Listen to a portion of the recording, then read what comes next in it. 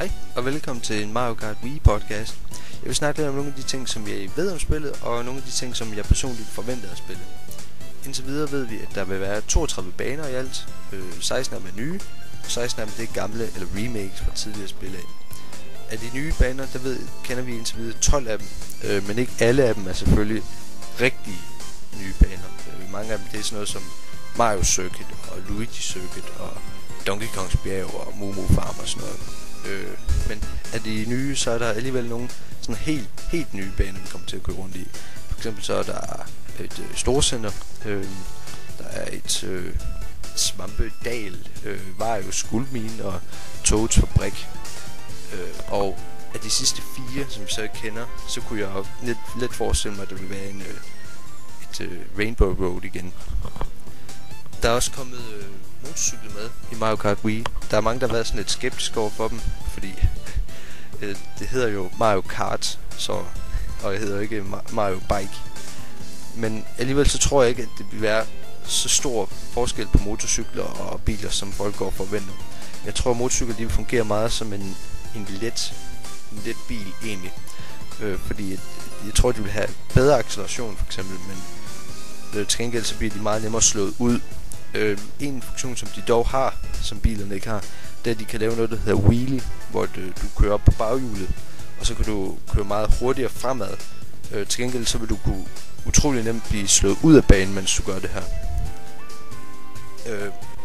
Så det skal være sådan lidt, at man prøver at finde et godt tidspunkt at gøre det på. Når det gælder styring, så er der i Brawls ånd blevet lavet hele 4 forskellige slags styringer. Du kan selvfølgelig styre med Wiimoten, men samtidig kan du også styre med GameCube-controlleren og Classic-controlleren, og du kan også styre med Nunchuck og Wiimote. Jeg har hørt, at Nunchuck og Wiimote, det faktisk kunne fungere rigtig godt, fordi der har du let adgang til det hele.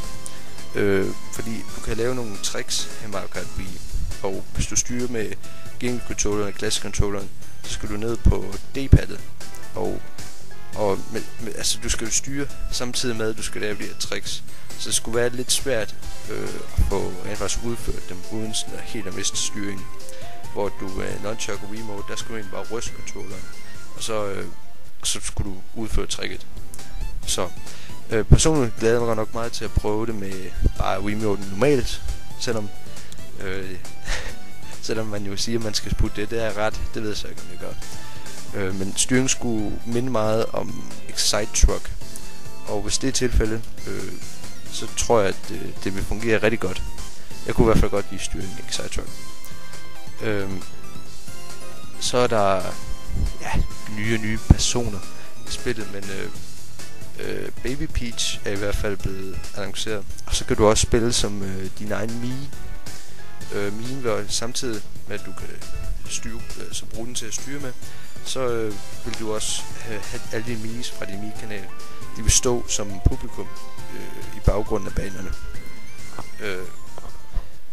Når vi nu snakker i controller lige så Powerslide, det er også blevet ændret en smule siden sidst, hvor i tidligere spil, der skulle du, når du powerslidede, så skulle du trykke højre venstre 3 gange, og så vil du kunne lave et turbo boost. Men i Mario Kart Wii, der vil det simpelthen selv lade op, så du skal bare begynde at powerslide, og så vil den lade op helt automatisk. Og jeg ved ikke rigtig om, altså der er mange der godt kan lide powerslide, og mange der synes det tog for meget opmærksomhed i for eksempel Mario Kart DS. Så jeg tror de har simpelthen prøvet at finde et midtpunkt her i Mario Kart Wii, også sådan så at nyankomne de også kan være med, sådan så de ikke skal forsøge at lave af de her powerslide, som de professionelle gør. Så er der nye våben også. Det vil sige, det første våben i hvert fald er fra Mario Kart DS, og det er Bullet Bill, som er en af de hæftigste våben, du overhovedet kan få deri. Hvis du nu ligger på en sidste plads, så vil du, når du så laver den her, kan du lave det om til Bullet Bill, og han vil simpelthen flyve igennem alt, indtil han når op til ham, der er på en plads foran dig. Så det er, hvis du kommer rigtig langt bagud, så er bullet bill virkelig en rigtig effektiv måde at komme tilbage i løbet på. Desuden så er der kommet en power block, kendt fra de gamle Super Mario Arcade-spil som hvis man laver en trykbølge ud fra dig, og den vil simpelthen stunne eller paralysere alle der er rundt omkring dig. Og den sidste, det er en tordensky, og tordenskyen den er lidt speciel.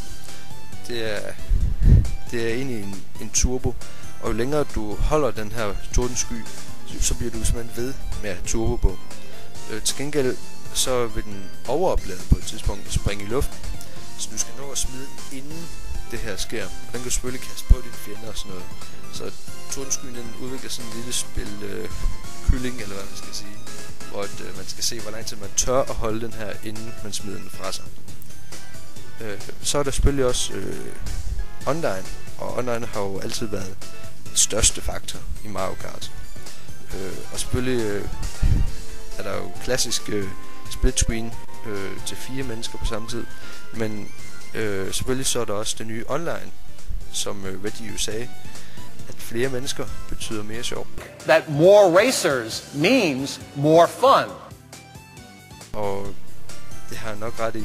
Der vil være op til 12 personer ad gangen, der kan spille online. Og jeg tror, at man kan se lidt på grafikken, at Nintendo nok har ligesom faktisk ikke forbedret grafikken overhovedet siden Mario Kart Double Dash. Men hvis prisen er, at vi så kan spille 12 gange på nettet, så er det vel egentlig et udmærket bytte, synes jeg.